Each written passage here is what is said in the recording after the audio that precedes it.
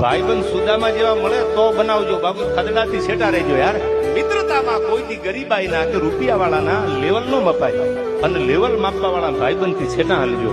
તમારા હગા ગરીબ હોય અને તમે રૂપિયા વાળા હોય, બહુ રૂપિયા વાળા હોય, તમારી આગળ range rover, Audi, Mercedes, BMW, Royals Roy બધું હોય, પણ તમારા હગા વાળા હોય, તમારા ભાઈબંધ ગરીબ હોય અને એની ઝૂંપડી એના ઘરે જતા હરમ આવે તો સમજો ધૂળ છે તમારા જીવતરમાં, તમારા પૈસામાં યાર. ભાઈબંધ તો ગરીબ હોય. સુદામો ગરીબ હતો અને દ્વારકા વાળો તો હોનાની નગરીનો રાજા હતો.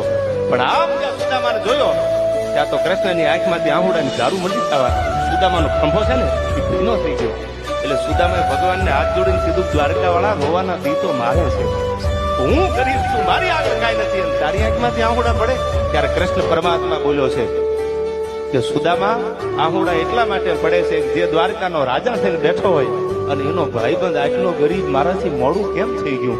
આ મોડું કેમ થઈ ગયું ને એ વિચારમાં સુદામા કૃષ્ણને સાના રાખવા પડ્યા. આવા ભાઈબંધ મળે ને તો બનાવજો, બાકી એને